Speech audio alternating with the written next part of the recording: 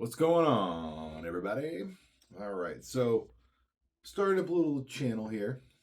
Have a little bit of talks about things, being an owner, being a tattooer of 20 years, what those things can like look like, be, give you a little perspective um, as possibly an artist and an owner, and what that could possibly mean for you as a client. Um, I know a good bit of things. I've got a good bit of experience with this. I've been owning a shop since 2018 now, and I have been tattooing since 2006.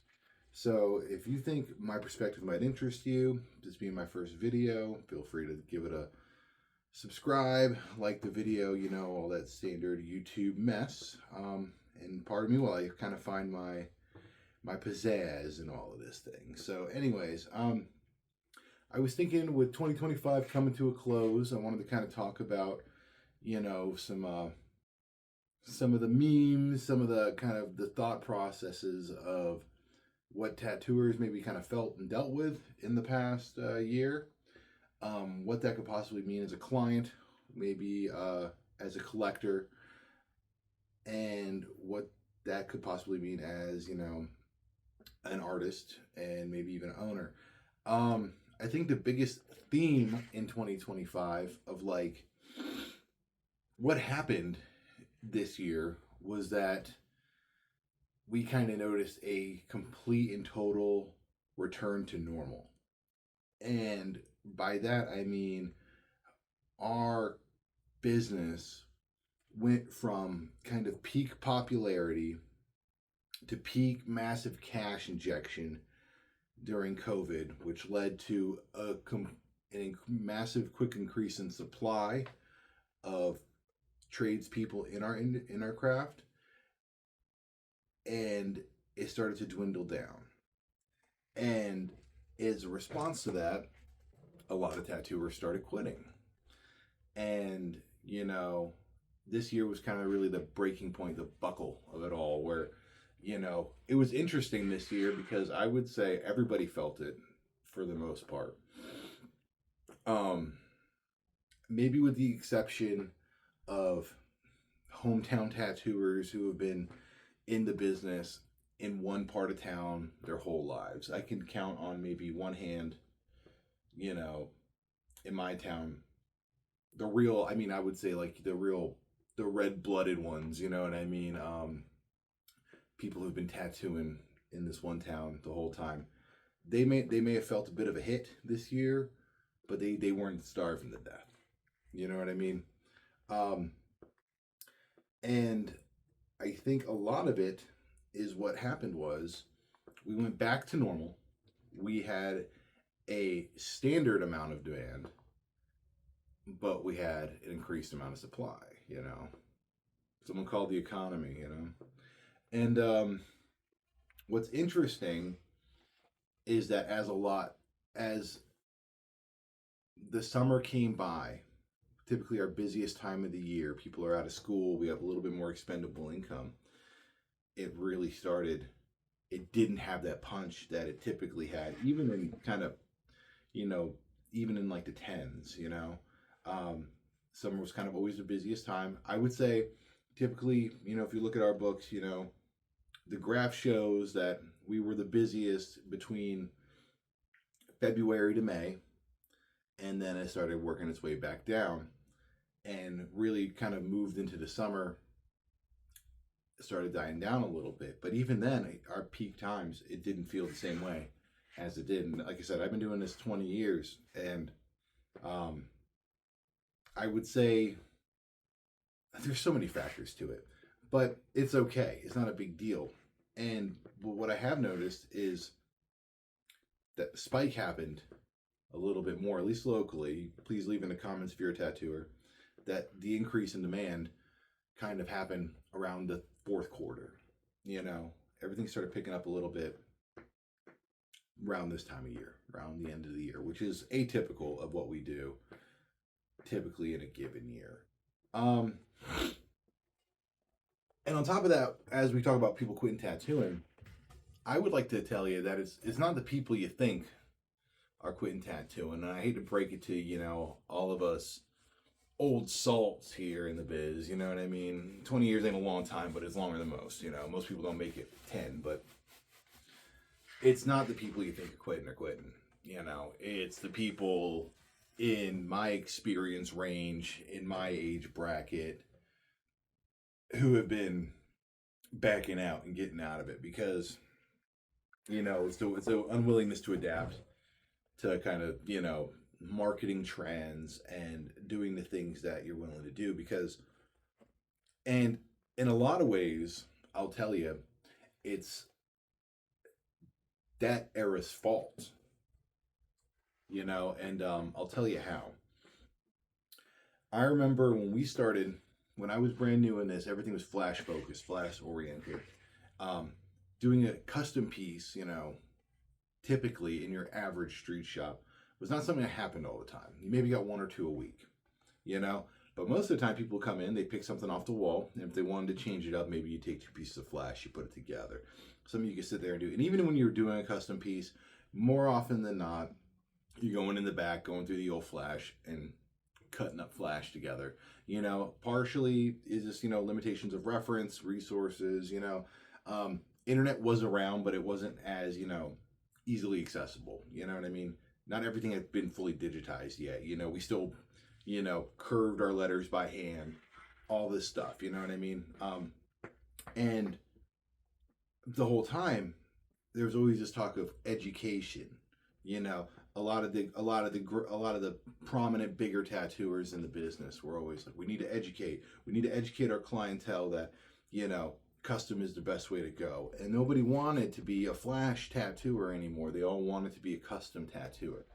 And so you started getting this attitude, this idea of that, like, you know, well, everything custom is always better. We're all trying to be like Ed Hardy, and we're going to be custom tattooers. We want to be like, you know, all the biggest popular guys right now, you know, and gals, and they would do that. And so we started educating the population. Oh, hey, listen, you can get a flash tattoo, but who wants the same tattoo 80 million people already got, you know? How about we give you a custom wizard? But in reality, at least around here, a lot of times that custom tattoo was just a older piece of flash, maybe zhuzhed up, retraced, and recolored, you know? Then as that came in through, you know, I was like 18 when this kind of really started happening. And then, you know, the push to custom really became a thing where everything had to become fully drawn, hand drawn, you know, and that's how I operate, which is fine. And, you know, it's easier now, you know what I mean, to do it. And I don't mind it. But, you know, all of a sudden everything became custom. Then all of a sudden, these people start coming of age. They start tattooing. They start teaching people from this custom perspective. And it's not the first batch, okay? It's the batch afterwards, okay? Now, as custom becomes a standard thing throughout the 2010s, moving into it, and now, boom, we got a next generation of tattooers making new apprentices who don't know how to operate through the flash system. For better, for worse, it is what it is. So now you have this hyper customizable, hyper bespoke, hyper thing that the whole time people who've been tattooing as long as me or longer were dying. And you know what that means? You know what that means when you want to be fucking Charles Schultz, when you want to be Jim Davis, when you want to be a one-of-a-kind artist, but you just ain't got the fucking chops. You just want to emulate the shit you see because you were influenced by tattooing, by the influencers in the magazines of tattooing. You wanted to be Paul Booth, you wanted to be Guy Atchison, but you couldn't fucking draw like Guy Atchison because you came from the old system that valued, you know, the craft aspect of it. And in all honesty too, I mean, like I said, I come from that. There wasn't a lot of time to fucking draw. You know, you're busy fucking getting your shit clean, you're busy making needles, you're busy doing a lot of stuff. You had to make a lot of this shit by hand up until very recently. And you take a person who's a natural tradesman and you push him into this branding art thing that becomes, you know, what we're doing, you know. You have to move into shit where like me talking to you on the computer right now, you know? That's what it is. We have to do this to people in order to sell our art, just like every other artist in the planet has to. And all of a sudden, we got this big, massive backlash. Oh my God, these guys, they can't. They're dancing for their fucking dinner. They're playing, fucking crybaby politics to fucking get people in the door. And that's, like I said, going that past that tangent. Those are the people quitting. I would say, at least around here, and for the most part, those are the people who can't find fucking jobs. And it's those people, and the person who is still, and again, it's kind of like a product of everything, where you aren't, you have this new, brand new generation of tattooers that were taught on hyper specialization. Listen, you only tattoo this one kind. You're only able to draw this one kind of thing. You should only tattoo this one kind of thing. And then being surprised when they're getting paid like every other artist who does one thing. Realizing that this idea that you got sold, oh, well, tattoo artists make tons of money. And you're coming in with your pictures of, fucking Tony the Tiger with a ball gag or whatever. And realizing you're just not making a goddamn dollar. And you're making about as much money as you can. And you're just not cutting the fucking mustard. And that's the fucking truth of it, One thing I think will happen is that as this kind of like, as the crop kind of rotates, as we kind of like, grind the peanuts and the soybeans into the ground for the next, batch of everything, is we're going to have to see people kind of like rely more on being a kind of a bit more of a Swiss Army knife of a tattooer. There's always going to be room for your specialist. There's always going to be room for your high-end chip foos. They tattoo with the designation of sponsorships because they want their art to be the apparatus of the actual tattoo industry, which is the supply industry. That's not going to change. That's always been a thing. Now even more so, I think, and then that's a funny thing. That's kind of like the big chat around this is that, just 10 years ago, everybody and their uncle was trying to get fucking sponsored because they thought that was the big thing to do. 99% of them didn't have the ability or the wherewithal to actually do what it takes, you know what I mean, to be a sponsored person. They just felt like it was another feather on the cap to have for their fucking career. And a lot of people fell for it, and it's the same thing. Right now, we're witnessing and kind of going through this cut through of inexperienced people unable to specialize and seasoned veteran tattooers unable to adjust. And that's okay. One thing I've always felt like was important is that tattooing is unique in the sense that that is the medium. That is the substrate. That is the process, okay? An oil painter paints like an oil painter, right? A watercolor artist paints like a watercolor painter. A sculptor uses stone, marble, clay, whatever their preferred method is, to get to that certain point, and typically follows in the fashion of the medium. Tattooing is its own medium. Tattooing is one of the only mediums where you actually go underneath something and leave something behind. And tattooing within that medium on that substrate encompasses a variety of, and I don't want to use the word industrial, but commercial art. Okay? Tattooing is a commercial art. Tattooing is a craft. And in a trade. In the sense that if you choose to be inside of a commercial art field, if you're going to paint for, at the time back when they had the painters for the magazine and the illustrators for magazines, they would paint to the taste of the magazine. Okay? Norman Rockwell, Saturday Evening Post, did that. Norman Rockwell became his own icon, Norman Rockwell became a name, things like that. But as a tattooer, You need, and as a tattooer of my status, which isn't Mr. Big Famous Man, but I don't suck. I'm right in the middle. I serve the fucking people. If you're like that, which you probably are, you should be able to effectively apply a traditional tattoo. You should be able to effectively, within a reasonable amount, apply a black and gray realistic tattoo. Now, you don't have to put a cutting edge. You just have to do a good, clean job. You should be able to apply and do, at this point now, in this stage in the game, some level of color realism, and at least have reference material and be able to kind of apply a basic Japanese style tattoo. You should be able to hit the four horsemen very easily. And then from there, hopefully, at this point in the stage of this industry, like whatever, I'll just call it industry, it's easier. You should have your own home house style, I have my own preferred style. When I draw stuff on people, I do it in my style. I take some reference material and I draw it on with a marker. And the customers I have love me to do it. And the more you push that out there, the more often you're going to be able to do it. And that's what's the important part about it. You need to be able to do the job, which is the tattoo that comes in the door, because that's what this is. This is not a frou-frou artistic endeavor.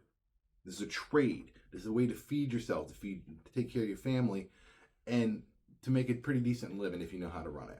On top of that, you need to learn how to get in front of a fucking camera. Okay? This is what it is. There's so much more noise now, and you have to be able to kind of show yourself, not be afraid.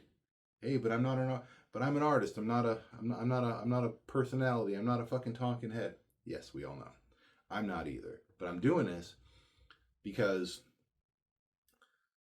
I want to get out there. Because at the end of the day, to those people who are like that, to say that you're not influenced, and by chance you see my video, are you influenced? When the people online or social media tell you and laugh with you about how all the dum-dums are getting out of tattooing, and it makes you feel special because you know a little something that they don't. Are you not influenced? What do they have to sell you? What are they gonna sell you eventually? At the end of the day, I want to sell tattoos because I love to tattoo, and I want to meet people who like to get tattooed and might like my artwork. And if this gives me a chance to do that, to make people happy and to have fun drawing pictures, preferably my own, but whatever you want. I love the craft, I love the medium, and I want to do it. And I want to meet people like that who are going to do it. And you can't knock on those who are going to try and give it everything they got. Because at the end of the day, the young ones who are sticking around are going to be a lot sturdier than the ones that came in during the time that I came in through. Because they're coming through a tough one. You know what I mean? And the ones that fall out, man, they're not gonna fall out, man. They're like 20 years old. They're like 19, 20 years old. They only need fucking, a couple $100 a month to skate by. They got 4 fucking roommates, man. They're living off fucking, cheap beer and fucking half-smoked cigarettes, man. Like, they're fine, You're, me. We're the ones with kids and a mortgage and a car payment and a bill coming every fucking second of the day. That's got to make a big fat fucking nut, And you're the one who's going to back out and go to Home Depot before anybody else is. So just remember that. If you're going to want to adapt, you should do it, man. It's not a big deal. If you like to tattoo, the secret isn't to draw more fucking flash, You should. It's good for you. It's good exercise for you. But it's the antithesis of what this actually is, The old heads drew flash. They did all their things because they needed to produce flash to create it. And even then they traded amongst themselves in private circles and to redraw, rubbings, all that stuff. But they're We don't really need to anymore because people really don't want the flash on the walls anymore. They want you. They want your artistic style. When they walk in that door, they're not looking for the thing on their fucking phone. And I know some of you guys are going, that's all they fucking get from me is the fucking infinity sign. They want you to do it. Why can't you take that infinity sign and make it your own? I know, crazy thought, right? Well, I'm not gonna fucking do that. Why am I gonna waste my time on $180 whatever pain in the ass tattoo? I'm just gonna, that attitude, man, it's fucking you up. You know, you should have fun with it and do something great. Then that'd be perfect. It's just got to be great. You know what I mean? Surprise yourself. But I'll tell you, I will tell you, I haven't been in this business a million years, but I've been in it a minute. This business is not made, this industry is not made for artists. Okay? It's made for workers. It's not. Now, if you can draw, you're good, but you better know how to work. You know? You better know how to do a good fucking job, and you better know how to show up on time and make it happen. You're not gonna make this go on by like sitting in here, man. We used to be able to sit in here and it was awesome, you know? You just can't. You can't just sit in here and let money hit you in the face anymore. Like, it was impossible not to tattoo, you know? But, like I said earlier in the beginning of the video, we taught everyone to make appointments and to do custom tattoos. And that's when I was brand new. I was like 18 in the business, and everybody's saying, well, we got to be custom. We got to do everything. So I start pushing. I start having that fucking dream too. And I start building that thing. And then all the older people who wanted to be custom, newbie, catered shit, they all start falling fucking behind where I'm making that my fucking norm. And I'm doing my thing. And maybe I hadn't found my artistic voice yet, but I was making appointments and I was creating custom tattoos over and over and over again. Doing that. Learning how to handle my own books. Do all this shit. And then eventually I kind of broke free. Kind of started being able to do my own thing. And I've maintained and kept my own books, for, I don't know, over a decade, over 10 years. I don't know. Nonstop. It's always been a part of the practice, But what I didn't really know how to do was to sit around on a fucking phone and yap, to tell about my fucking experience. And now that we're, God knows, fucking 20 minutes into this video, like, talk to the customer about it, listen, if you really like to support an artist and you have the expendable income, you should get tattooed by him. If you that's your hobby. Tattooing for the client is a hobby. And in some ways, it's a lifestyle, but in a lot of ways, it's a hobby. Okay? Something you like to do, gives you a little fun in the moment. You get to collect a little piece of art you get to look at. You have fun with it. That's your bag. That's what you like to do. And you have an artist you like to go, and you can afford it, you should go get it done. By no uncertain terms, should you ever feel guilted, pressured, or forced into getting a tattoo that you want.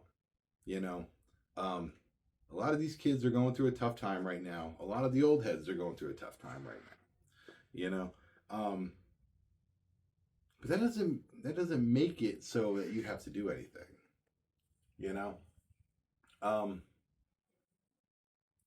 It'll be fine. Tattoo artists historically, are on par with your average, low to mid-level tradesman. The truth of the matter is if that your average tattoo artist didn't do what they were supposed to do and save, put a little money to the side, get their shit in order, the way they're feeling right now is a lot of ways on them. Short of them being, a fucking neophyte in the business and, being brand new where they just haven't had a time to fucking build. But, that's part of the game. It's part of the hustle, man. So, we'll see you when we see it. It's okay. We're not, I'm not dying to tattoo. You know what I mean? I tattoo every day. Every day I'm working. I got my appointments I book and I tattoo. I make my money. I run the shop on the side of it behind it. You know what I mean? And then from a shop owner perspective, I would like to say that the average shop owner, I think, really kind of fucking screwed up these past couple years. At least around here, I saw a lot of fucking cutthroat, snaky shit. You know, a lot of people, you know, thinking that the gravy train was never gonna end, and do things like, you know, raise the percentages kind of like to this like very high level, you know, and I know, you know, I get it. You know, every one of my artists should get 100%, but it just doesn't work like that. You know, competitively doing the higher percentages to try to choke out other shops to kind of be like, oh, we can give our artists more money because we're making so much money on the back end. You know, um, closing the shops down for appointment only, doing things like this, establishing this like very much like I'm here to do one tattoo, and all of us can only do one tattoo. And we're going to make $1 million on each one, and then you'll see you later. You know, go to the pedestrian shop. You know, and I remember telling the people who worked here back when that was all happening that you shouldn't. We should keep it open. We're always available for walk-ins because this ain't gonna run forever. And when the spigot gets turned off, everybody knows that we're the walk-in shop. When everybody else don't want to be walk-in, when everybody else is appointment only, where you can take the walk-ins, you know. And I think now a lot of those people are gonna be wishing that they kind of kept it back there, you know, because I'm seeing these same shops that, you know, jacked up the percentages and raised their minimums, you know, wouldn't touch anything under $200, you know. They're all cutting each other's throats now on the minimum. Now, this minimum, this shop minimum, which should be a whole another video, you know, was $100, you know, was between $80 to $100. And all of a sudden now it's getting cut down to 60, 40, 30 fucking dollars in the past 18 months alone. And I've been tattooing in this fucking town since 2006, back when the minimum was 30. And I will tell you, none of these tattoo shops agreed on shit. They didn't agree on anything with each other. They were ready to see each other fail. But what they all did was that when one raised their minimum, they waited for the other one to raise their minimum, and then everybody waited to raise the minimum, and everybody agreed on raising the minimum. Nobody cut each other's throats on that. Because the minimum at the end of the day is the minimum price to do the service, you know? Prices keep going up. And then when you have a bunch of kids coming in here and they're doing, you know, tattoos for freaking, you know, $100 a week in booth rent or some crazy mess, you know, they don't have the overhead and the shop really isn't really getting paid, you know, and the tattoo shop is offloading all of the burden onto the self-employed contractor when it comes to things like sundries and soaps and keeping the shop clean. You know, this is what happens, you know. Tattoos shouldn't be 40, 50 bucks, you know, every day. You know, they can be that for a day, for a special event, every now and again, if you don't abuse a special event. You know, that's how I feel about it. But typically, honestly, the shop minimum in this day and age should be $100. You know, and I think $100 should get you about a business card. You know, I think that's fair. But again, I think now that we're at a point to where typically the shop owner maybe has a little bit more leverage in the, you know, contractee contractor relationship, I think you might see that starting to change, you know? But anyways, to all you tattooers who didn't quit this year, congratulations. It wasn't that big of a deal, in all honesty. It's more of a meme, I think, than anything. To all of you who did kind of pack it up and go, you know, happy travels, you know. I think maybe you'll get back into it. Who knows? But I think, man, we're full, bro. We're full. So have fun doing whatever you do. Art is, like I said, art is it's an art, but it's his own medium and it's his own thing. And we are a commercial medium. And if you're not willing to do that, if you're not willing to, you know, sling that thing around to make $1, that's on you. Anyways, I'm gonna keep making more of these. Happy 2026. Enjoy 2025, what you got left of it. Happy tattooing. Bye.